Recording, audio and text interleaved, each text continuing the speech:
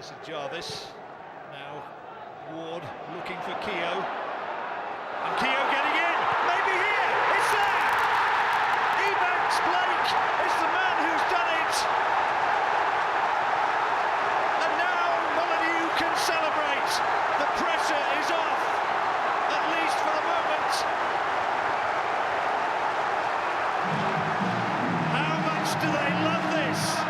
They have 1 foot now in the Premiership. Well, we'd finished the season before just outside the playoffs. So obviously at the start of the season, Mick was sort of saying, we want to go one step further.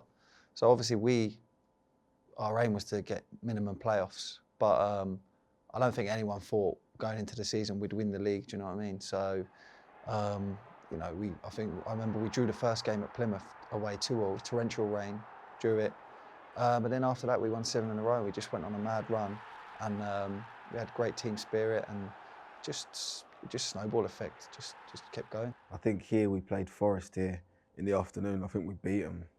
And I thought then, after that game, I think everyone thought, you know what, we had pace, power, goals, solid. And I think at that point we all thought we had a chance, but we weren't getting carried away.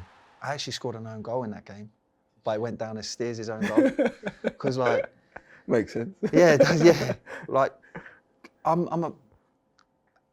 Wayne Hennessy's come out to punch it and I'm standing there and he's mispunched it and he's punched it straight like into my face and it's just dribbled down into the goal.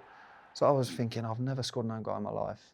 And then the next day, obviously we'd had a night out, hadn't we? Next day, looking at paper, steering an own goal. I was buzzing. I showed it to him, he was distraught. Steers come in one day, I think it was like around this time of year, he's come into training with like jeans tucked into a pair of Ugg boots. That was when Ugg boots were quite big for women, obviously. Yeah. But I can guarantee you them Ugg boots didn't make it out of the change. I think they're still in there somewhere. It might be in the hot bath. Might be in the hot bath. Yeah. It was a young, hungry squad. There was no real names at that point.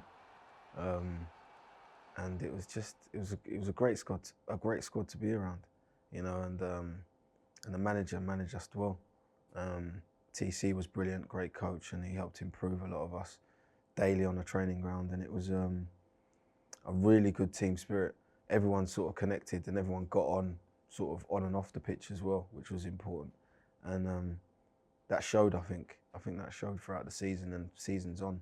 I know it was a big saying that season. Mick used to always say being young and hungry, but it definitely was because I think only maybe Jody Craddock had ever played in the Premier League. And all the likes of me and Syl, obviously Syl had been at Man United, but he'd gone to Plymouth.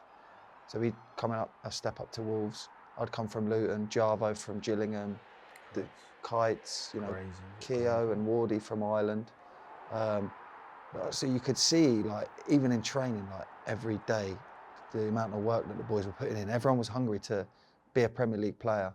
And the more that became a realisation as the season went on, the better the boys got.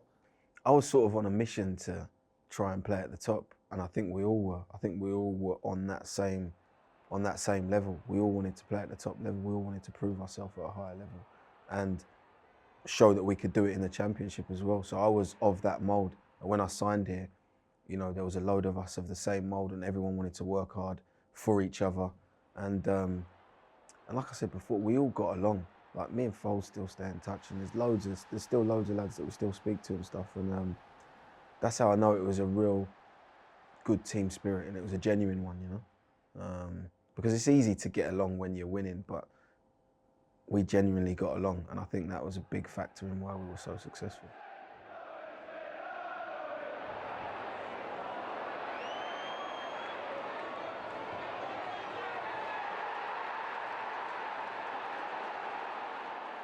Looking back, yeah, the big man, little man, it worked, it works. And that's probably the best I've performed in my career.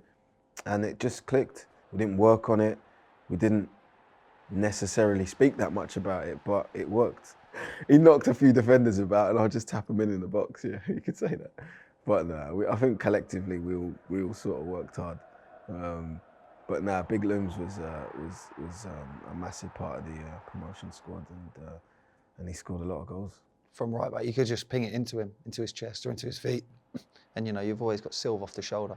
Looms wasn't normally off the shoulder type of guy, but you know, he they complemented each other really well. And then you had the likes of Vokesy as well, who was similar to Looms, not as big, but he was young, but you could see he had a good talent. Like, I love playing with Vokesy because you knew he just wanted to touch it and get it out wide. As a fullback, I knew that's what he was going to do. And that's the thing with a lot of the players in the team. I think we all knew what each other was going to do. You know, Java was going to dribble, Kites was going to dribble, Jonah and Carl were going to get on the ball and pass it as quick as possible. So we just had a good understanding. My best goal of the season, Barnsley, at home. I think we won 2-0.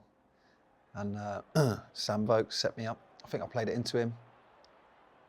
1-2, and then I just dribbled and I think I scuffed it in. The keeper should have saved it really, but I didn't care.